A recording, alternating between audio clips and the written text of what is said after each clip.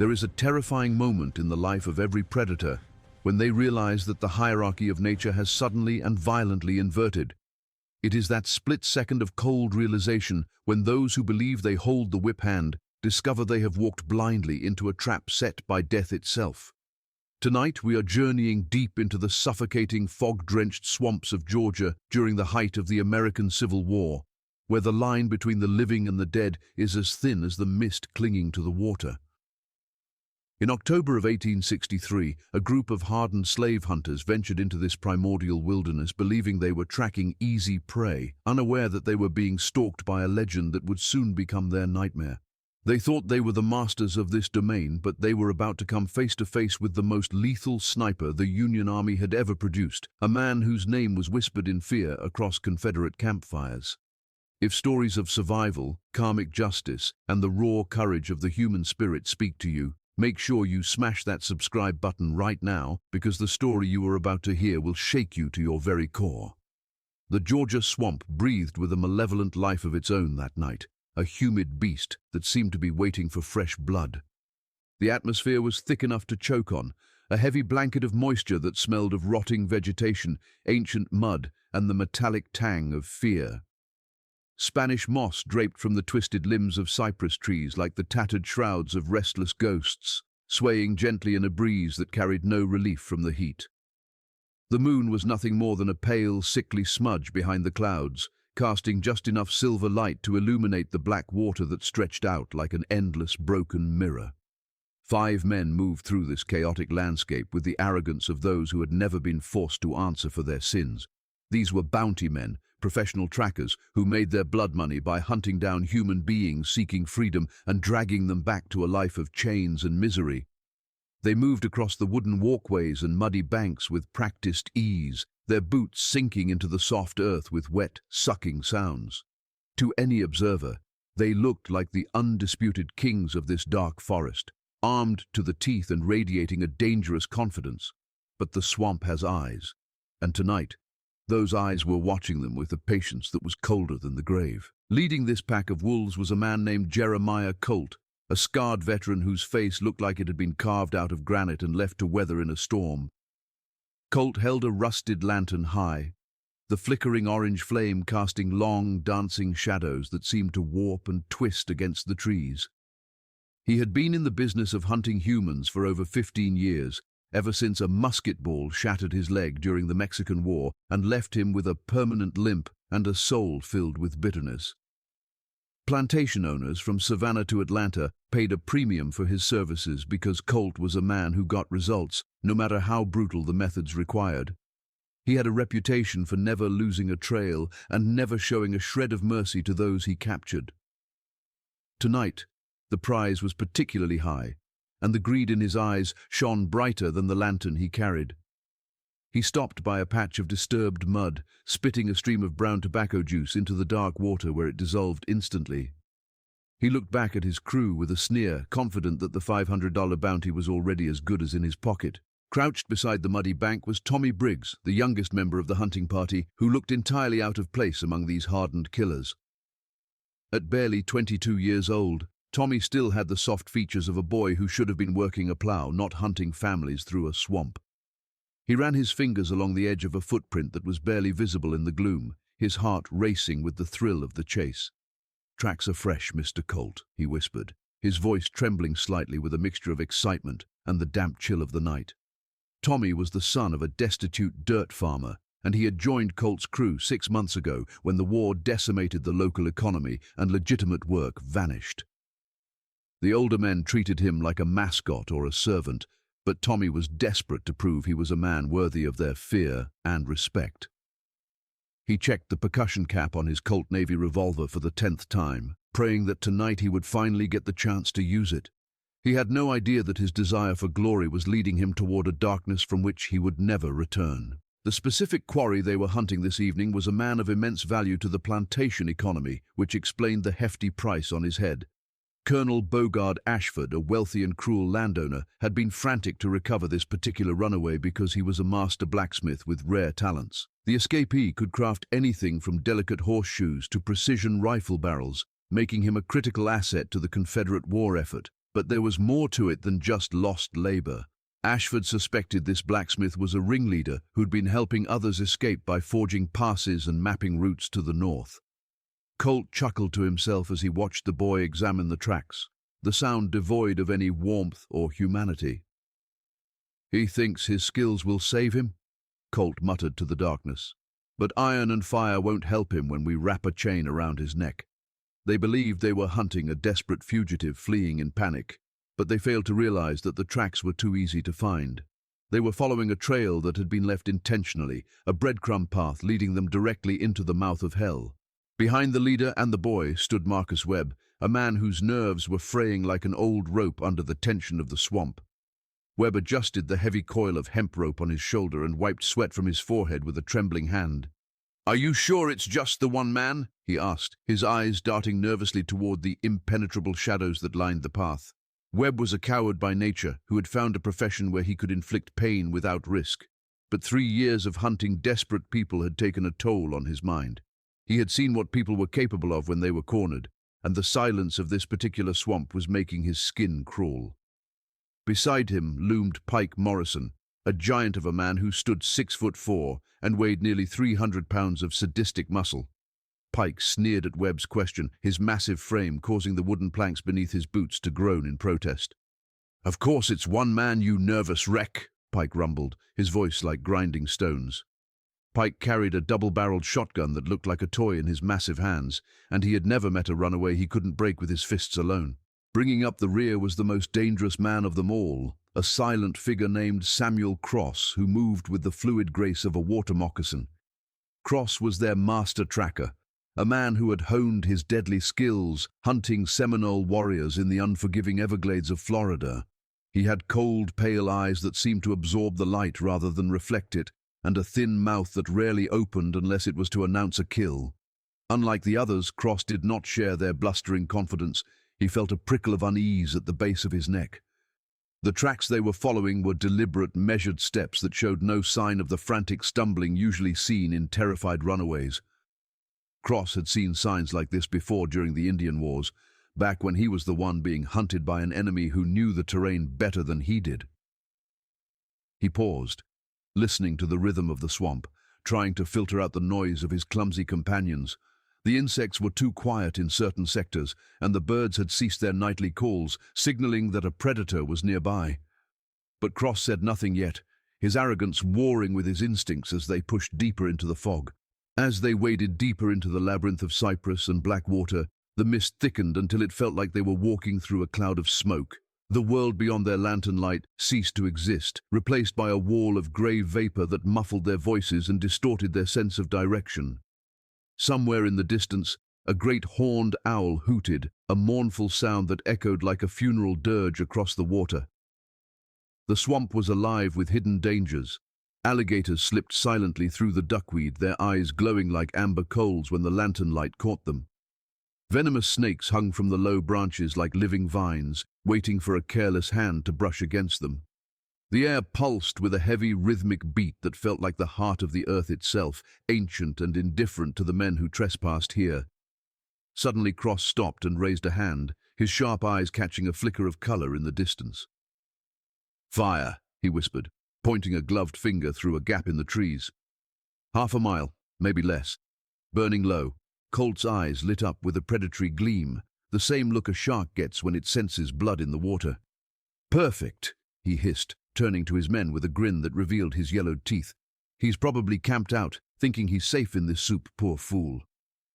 Colt lowered his voice to a harsh, conspiratorial whisper as he laid out the plan of attack. "We surround him quiet-like, circle the camp, and cut off any path to the water. Take him alive if you can, because the colonel pays more for breathing property, but kill him if he twitches." The men nodded, spreading out into a skirmish line with the practiced efficiency of a kill squad that had done this 100 times before. Tommy Briggs felt a surge of adrenaline that made his hands shake, while Pike Morrison cracked his knuckles in anticipation of the violence to come. They moved forward, totally unaware that they were not the ones in control of this situation. High above them, hidden perfectly within the gnarled branches of an ancient oak tree, a pair of eyes watched their every move. The figure was wrapped in foliage and stillness, invisible against the dark bark of the tree, merging completely with the swamp. He held a rifle that was unlike the standard-issue muskets of the day, a weapon modified for extreme precision and deadly range. This man was Isaiah Freeman, known to the soldiers of the Union Army simply as Ghost, and he had been waiting for them for over an hour. Isaiah was 32 years old, a man who had escaped the bonds of slavery to become an instrument of divine retribution. He watched the hunters through a telescopic sight that had been crafted by the finest lens makers in Massachusetts, his breathing slow and rhythmic. The Union Army had given him this rifle, but the swamp had given him his soul, and tonight he would use both to protect the innocent.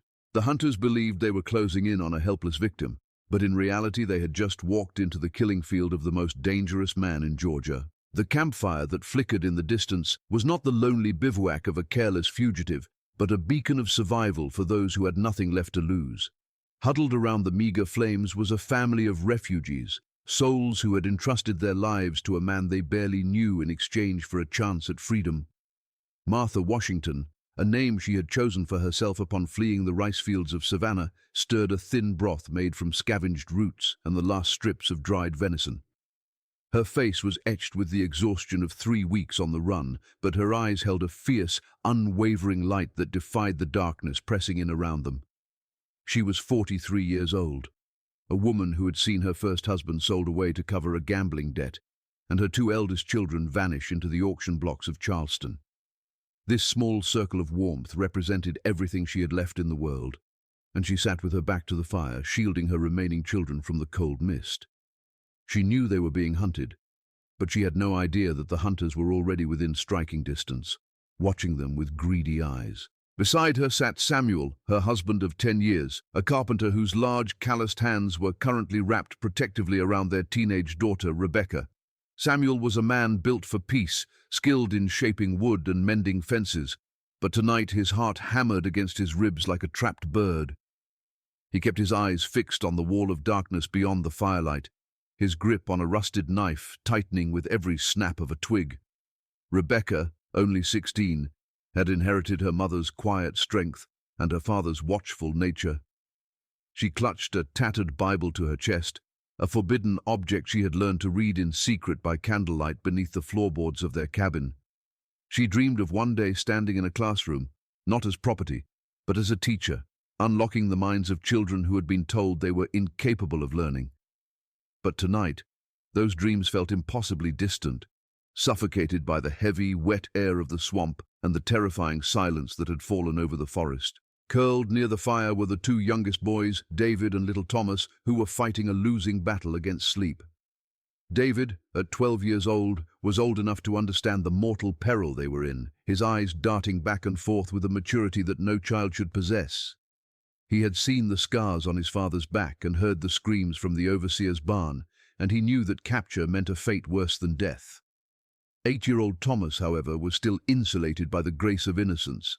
To him, this terrifying journey was a grand adventure, a game of hide-and-seek played in the dark. He didn't understand why they couldn't speak above a whisper or why they had to walk until their feet bled. All he knew was that the tall, quiet man who guided them, the one with the long rifle, had promised to keep them safe. "Mr. Freeman won't let the bad men get us," Thomas had whispered earlier that evening, a statement of pure faith that now hung heavily in the humid air. High above this tableau of vulnerability, Isaiah Freeman adjusted his position on the thick branch, the rough bark digging into his chest. He watched the family through his scope, his heart aching with a mixture of protectiveness and sorrow. The campfire was a tactical error, a risk he had allowed only because the children were showing signs of hypothermia in the damp night air. Isaiah knew that light attracted predators, but he had calculated that he could see the enemy coming long before they reached the refugees. He was not just a guide, he was a guardian angel, armed with .58 caliber justice. His rifle, a Springfield model 1861, had been modified by Union armorers who recognized his unnatural talent. The barrel was rifled with precision to stabilize the bullet over immense distances, and the trigger had been filed down to a hair trigger sensitivity. But the weapon was only a tool. The real lethality lay in the man who held it. Isaiah had been born a slave on the very plantation he had just helped this family escape from, a cruel twist of fate that gave him an intimate knowledge of the enemy. He was the son of a woman who died in childbirth and a father he never knew, raised in the quarters to be invisible and obedient. But the old master's son had taken a liking to Isaiah, treating him more like a companion than property during their youth. In secret, the young master had taught Isaiah to read, to write, and most importantly, to shoot. They had hunted deer and wild boar in these very swamps, the master never suspecting that he was training the man who would one day tear the plantation system apart. Isaiah had learned to slow his heart rate, to read the wind by the movement of a single leaf, and to become one with the environment. When the war broke out, Isaiah had fled to the Union lines not to hide, but to fight. He joined the 54th Massachusetts Infantry, the legendary colored regiment, where he quickly proved that a black man with a rifle was the equal of any white soldier. Down in the muck, Jeremiah Colt and his hunters had finally moved into position, their eyes adjusting to the glow of the distant fire. Colt crouched behind the sprawling roots of a cypress tree, peering through the gloom at the huddled figures. He didn't see a family. He saw numbers on a ledger, currency waiting to be collected. "Look at them," he whispered to Pike Morrison, gesturing with his chin toward the refugees. "Setting there like ducks in a row. The woman and the big buck are worth $200 apiece, and the girl will fetch a high price in New Orleans." Colt felt no pang of conscience, no flicker of empathy for the terror they were about to inflict. To him, this was simply business, a transaction of flesh and blood sanctioned by the laws of the South. "Remember," Colt added, his voice a low rasp, "leg shots if they run. Damaged goods still pay, but dead ones are just dead weight." To Colt's right, Tommy Briggs felt a sickening mix of excitement and nausea roiling in his stomach. He gripped his revolver, thinking of his mother back on the farm, waiting for money to buy seed for the spring planting. He tried to convince himself that he was doing the right thing, that he was upholding the law, but the sight of the children by the fire made his hands sweat. Beside him, Marcus Webb took a swig from a flask to steady his nerves, the whiskey burning a path down his throat. Webb had stopped seeing his victims as humans years ago. It was the only way he could sleep at night without screaming. He focused on the money, imagining the poker tables in Savannah and the oblivion the gold would buy him. Pike Morrison, the giant, just smiled in the dark, shifting his weight so his boots wouldn't suck loudly in the mud. He eagerly anticipated the moment of contact, the scream of panic, the satisfying thud of his fist against bone. Only Samuel Cross, the tracker, remained entirely focused on the environment rather than the prize. He had positioned himself to cut off the family's retreat into the deeper swamp, his rifle resting steadily against a mossy log. But the hairs on the back of his neck were standing up, a primitive warning system screaming that something was wrong. The setup was too perfect, the camp too exposed. It felt like bait.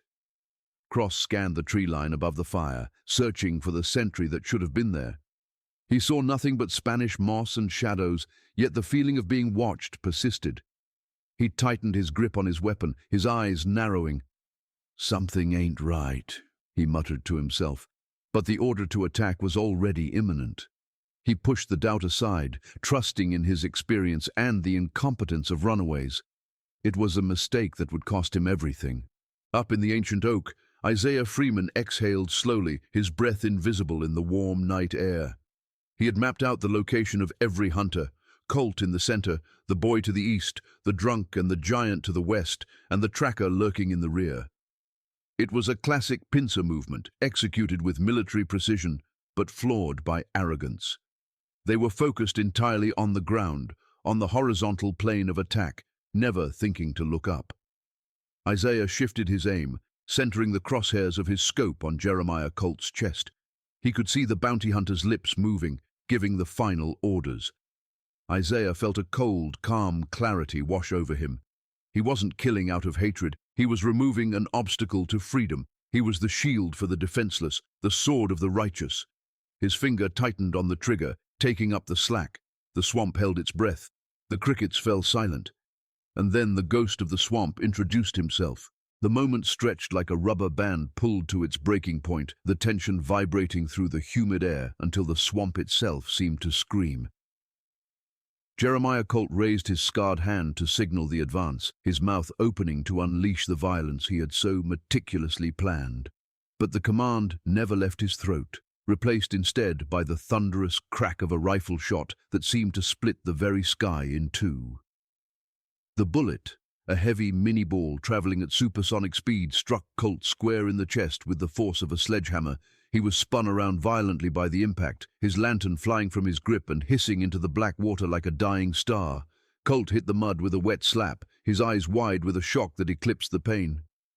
In that final, fleeting second of consciousness, he didn't see his life flash before him, but rather the terrifying realization that he was not the predator he thought he was. The swamp had judged him, and the verdict was death. The silence of the swamp was shattered instantly, replaced by the chaotic symphony of panic. "What in God's name?" Pike Morrison roared, his massive head whipping around as he searched for the source of the thunder.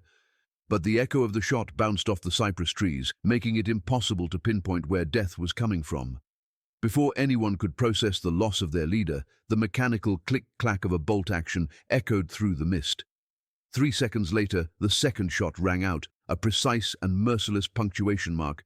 Tommy Briggs, the boy who just wanted to prove himself a man, was scrambling for cover behind a rotting log when the bullet found him. He crumpled into the shallow water without a scream, his dreams of saving the family farm sinking into the muck along with his body. The water turned dark around him, and the swamp accepted its second offering of the night. Panic erupted among the survivors like a wildfire fueled by gasoline. Marcus Webb, the man whose nerves were already frayed, lost all composure and began firing his pistol wildly into the canopy. The bright muzzle flashes from his weapon illuminated his position in the darkness, a fatal error in a game of shadows. "Show yourself, you coward!" he screamed, his voice cracking with hysteria as he emptied his cylinder at nothing but Spanish moss. High above, Isaiah cycled the action of his rifle with a cold, rhythmic efficiency, his hands steady as stone. He didn't feel hatred for the man below, only a grim necessity. The third shot was almost merciful in its swiftness, silencing Webb's screams forever. Now, only the giant and the tracker remained, and the swamp seemed to close in around them, tighter and colder than before.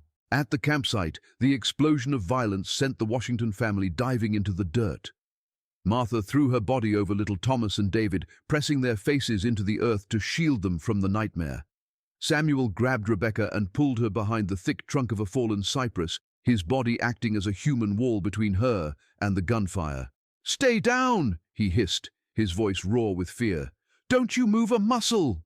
They could hear the shouts of the dying men and the terrifying boom of the rifle, but they had no idea who was winning. To them it sounded like the apocalypse had arrived in the Georgia backwoods.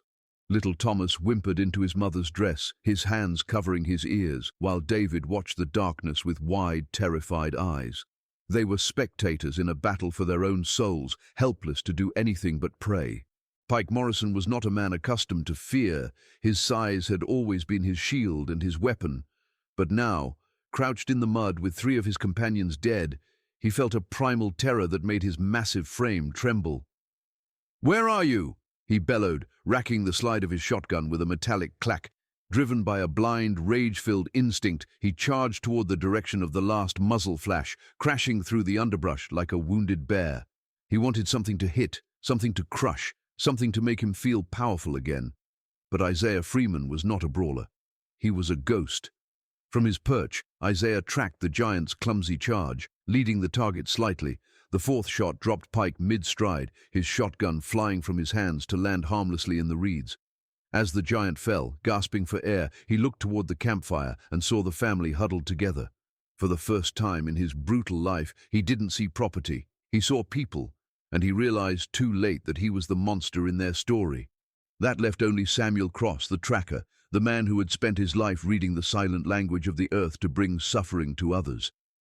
Unlike his companions, Cross did not panic, nor did he charge blindly into the teeth of the gunfire. He had instantly identified the rhythm of the ambush, rolling silently behind the thick, armored trunk of a massive cypress tree the moment the first shot rang out. He pressed his back against the rough bark, his chest heaving silently as he forced his heart rate to slow down. Cross was a veteran of the Seminole Wars and border conflicts, a man who had survived because he understood that in the wilderness, patience was the only currency that mattered. He knew he was the last one left. the sole survivor of a massacre that had taken less than 30 seconds to unfold. But he also knew that the person hunting him was not a frightened runaway firing a stolen musket. The spacing of the shots, the terrifying accuracy in low light, the discipline to shift targets. This was the work of a professional, a predator who had turned the swamp into his own personal chessboard. Cross gripped his rifle across his chest, his pale eyes scanning the darkness with a mixture of professional respect and creeping dread. He realized with a sickening jolt that the roles had been reversed, that the hunter had become the hunted in the most literal sense. He tried to calculate the angle of the shots, mentally tracing the trajectory back through the mist to a high point in the canopy. "Tree sniper," he whispered to himself, the words tasting like ash in his mouth. "He's up in the oaks, looking down like God himself." For the first time in his career, Cross felt the icy grip of vulnerability, the sensation of being exposed and scrutinized by an unseen power. He knew that if he moved a fraction of an inch to the left or right, he would die. He was pinned down, trapped in a cage of shadows and mud, waiting for a mistake that his opponent seemed unlikely to make. The silence stretched out again, heavy and suffocating, broken only by the groans of the dying men and the indifferent lap of the swamp water. High above, Isaiah Freeman remained motionless, a statue carved from the darkness itself. He knew that the last man was different from the others, a professional who understood the deadly geometry of war.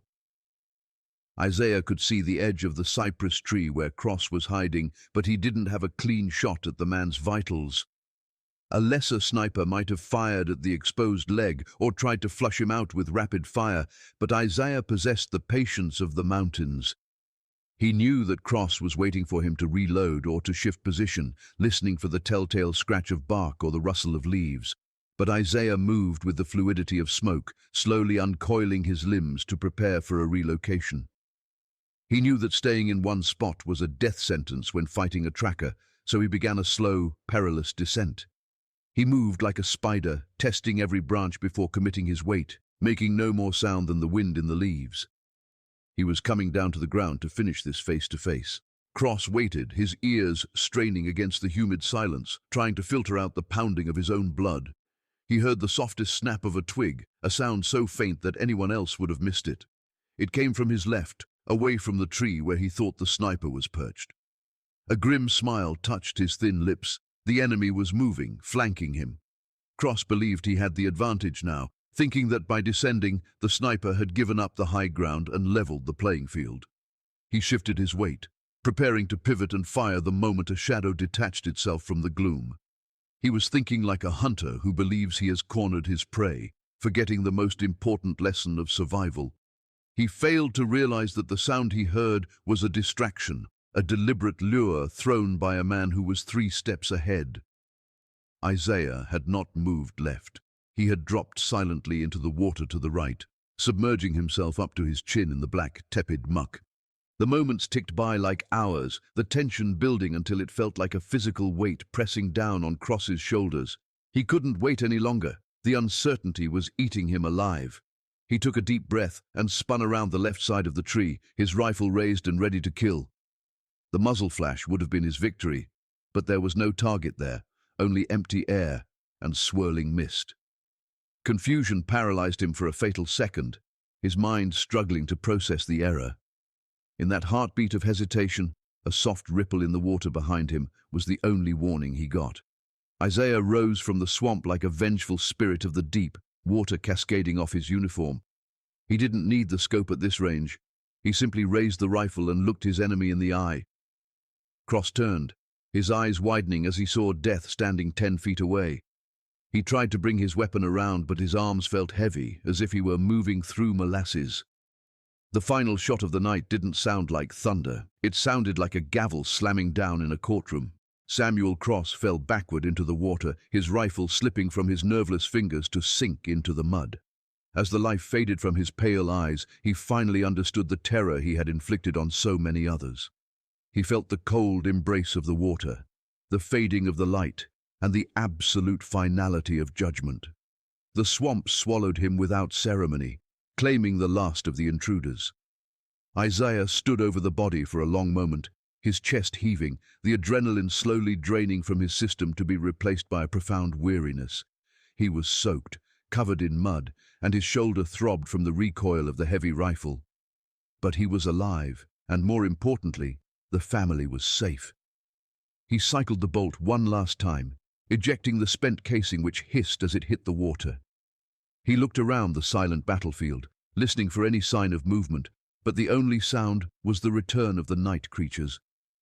The frogs began to croak again, and the crickets resumed their song, signaling that the unnatural disturbance had passed. Isaiah turned away from the carnage and began to walk toward the flickering campfire, his movements slow and deliberate. He emerged from the mist not as a monster, but as a weary soldier carrying the weight of the world. The refugees were still huddled on the ground, frozen in a tableau of terror, unsure if the footsteps approaching belonged to a savior or an executioner. Martha Washington raised her head slowly, her eyes wide and fearful, clutching her children so tight her knuckles were white. She saw a tall, dark figure materialize from the fog, the firelight catching the steel of his rifle and the determination in his eyes. "It's over," Isaiah said, his voice rough with disuse, but gentle enough to break the spell of fear. "You can get up now. They won't ever hurt you again." The simple words hung in the air, heavier than any sermon, carrying the promise of a future they had barely dared to dream of. Samuel Washington slowly uncurled his body from around his daughter, staring at the man who stood before them. This was not the quiet guide who had shared their food and led them through the briars. This was a warrior forged in fire. "You killed them?" Samuel asked, his voice barely a whisper, filled with a mixture of shock and reverence. "All of them?" Isaiah nodded once, a sharp, military gesture. "5 men," he replied, his face impassive. "They chose this path. I just helped them to the end of it." He knelt by the fire, the light revealing the exhaustion etched into his features. Little Thomas peeked out from behind his mother, his eyes wide with wonder. "Are you a ghost, Mr. Freeman?" the boy asked innocently. Isaiah looked at the child, a faint, sad smile touching his lips. "Sometimes," he said softly. "Sometimes you have to be a ghost to protect the living." The silence that settled over the swamp was broken not by the return of violence, but by the distant, disciplined voices of men who marched with a purpose.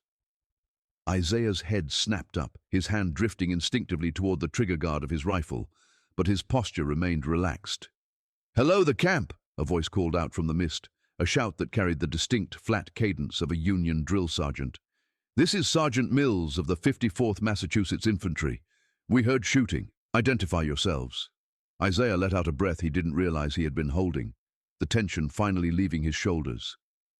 "Over here," he called back, his voice carrying the calm authority of a man who had nothing left to prove. "Refugees and escort coming in? The area is secure?" The Washington family looked at him with confusion, realizing that their savior was not a lone wolf, but part of something much larger. Within moments, blue uniforms materialized from the fog, dark faces slick with sweat and determination, their bayonets gleaming faintly in the firelight. Sergeant Mills, a grizzled veteran with graying hair and eyes that had seen too much sorrow, stepped into the clearing with his weapon lowered.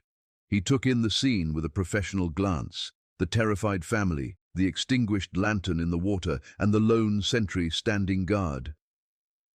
His eyes landed on Isaiah's rifle, the custom-modified Springfield with the telescopic sight, and recognition dawned on his weathered face.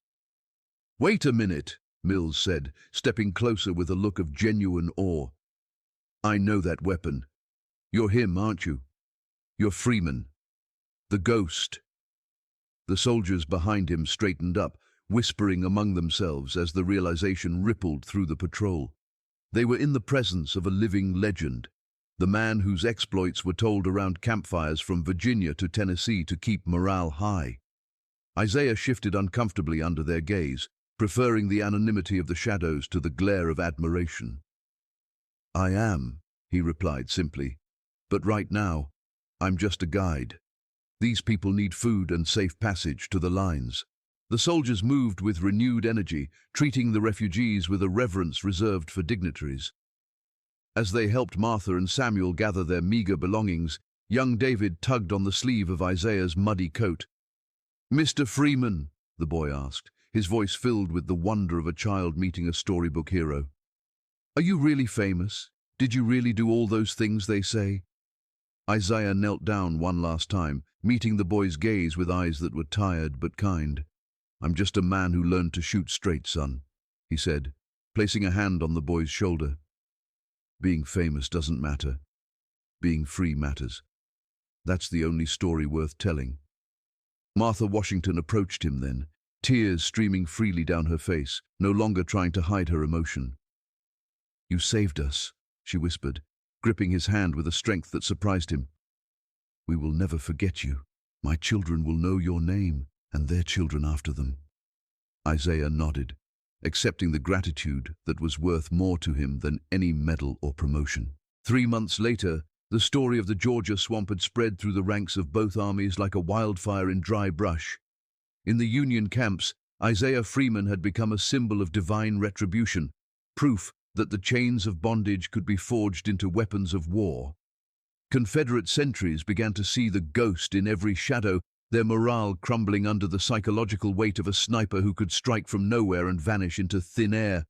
Tales were told of a phantom who could pick off officers at 1,000 yards, a spirit of vengeance that could not be killed.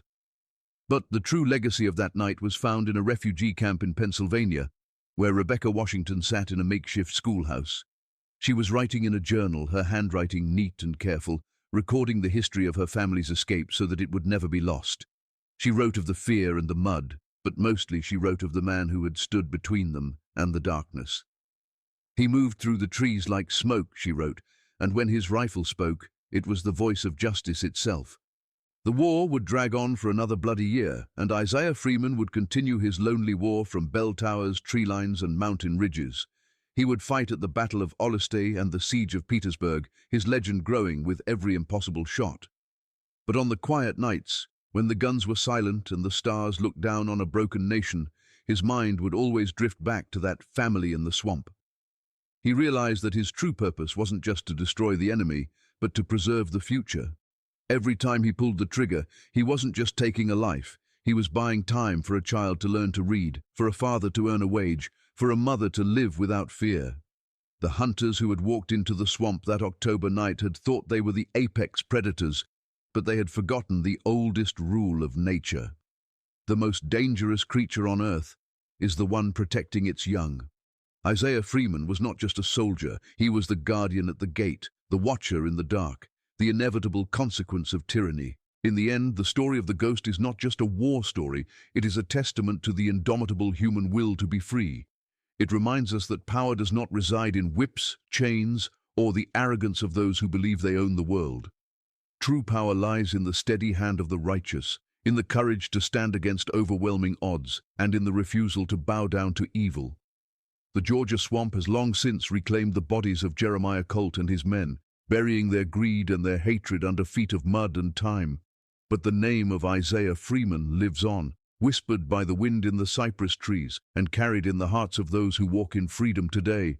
He taught us that when the hunter becomes the hunted, justice is not just a concept, but a physical force that strikes with the precision of a bullet. If this tale of survival, vengeance, and the unbreakable spirit of freedom moved you, do not forget to smash that subscribe button and turn on notifications so you never miss a story. We dive deep into the forgotten chapters of history to bring you the legends that shaped our world. Share this video with someone who needs a reminder that even in the darkest of times, there are heroes watching from the shadows. And let us know in the comments below. What other unsung heroes of the Civil War do you think deserve to have their stories told? Until next time, remember that the most dangerous person in the room is often the one who has nothing left to lose and everything to fight for. Keep your powder dry and your eyes on the horizon.